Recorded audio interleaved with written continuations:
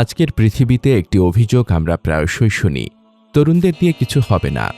কিন্তু ১৪০০ বছর আগে একজন নেতা সম্পূর্ণ ভিন্নভাবে চিন্তা করেছিলেন। তিনি তরুণদের অবহেলা করেননি, বরং তাদের উপর ভরসা করেছিলেন। সেই নেতাই ছিলেন মহানবী হযরত মুহাম্মদ সাল্লাল্লাহু আলাইহি ওয়াসাল্লাম। মাত্র ১৩ বছর বয়সী যায়েদ ইবনে সাবিত রাদিয়াল্লাহু তাআলা আনহু যুদ্ধে অংশ নিতে চেয়েছিলেন।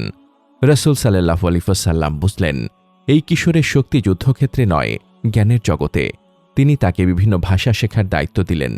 পরবর্তীতে সেই যায়েদই পবিত্র কুরআন সংকলনের অন্যতম প্রধান দায়িত্ব পালন করেন। আবার মুসআব ইবনে উমাইর রাদিয়াল্লাহু তাআলা আনহু একজন তরুণ সাহাবী। বয়সে তরুণ হলেও রাসূল সাল্লাল্লাহু আলাইহি ওয়াসাল্লাম তাকে মদিনায় ইসলামের প্রথম দূত হিসেবে পাঠিয়েছিলেন।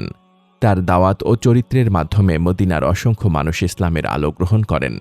একদিন এক যুবক রাসূল সাল্লাল্লাহু আলাইহি ওয়াসাল্লামের কাছে এসে এমন একটি প্রশ্ন করলেন, যা শুনে অনেকেই হয়তো তাকে অপমান করতেন। কিন্তু রাসূল সাল্লাল্লাহু আলাইহি ওয়াসাল্লাম রাগ করেননি। ভালোবাসা, যুক্তি ও সহানুভূতির মাধ্যমে তার চিন্তাকে বদলে দিয়েছিলেন। সেই যুবক এরপর আর সেই পাপের পথে ফিরে যাননি।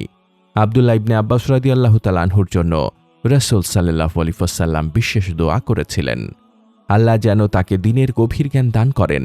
সেই দোয়ার বরকতেই তিনি ইসলামের অন্যতম শ্রেষ্ঠ মুফাসসির হিসেবে ইতিহাসে অমর হয়ে আছেন।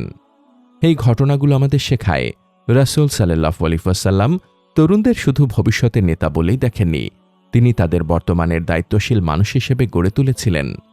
রাসূলুল্লাহ সাল্লাল্লাহু আলাইহি ওয়াসাল্লাম সবসময় তরুণদের অগ্রগতি ও উন্নয়নের বিষয়টিকে অগ্রাধিকার দিতেন, কারণ তিনি বিশ্বাস করতেন যে সমাজে ইতিবাচক পরিবর্তন ও রাষ্ট্র গঠনে তরুণরাই সবচেয়ে গুরুত্বপূর্ণ ভূমিকা পালন করতে পারে। আজ আমরা যদি পরিবার, সমাজ ও রাষ্ট্রে তরুণদের কথা শুনি, তাদের যোগ্যতা অনুযায়ী দায়িত্ব দেই এবং সঠিক দিক নির্দেশনা দেই, তাহলে তারাও ইতিহাস বদলানোর মতো অবদান রাখতে পারে। তাই প্রশ্ন হলো, আমরা কি আজ আমাদের তরুণদের ওপর সে আস্থা রাখতে পারছি যে আস্থা রাসূল করিম সাল্লাল্লাহু আলাইহি ওয়াসাল্লাম রেখেছিলেন তার সাহাবীদের ওপর?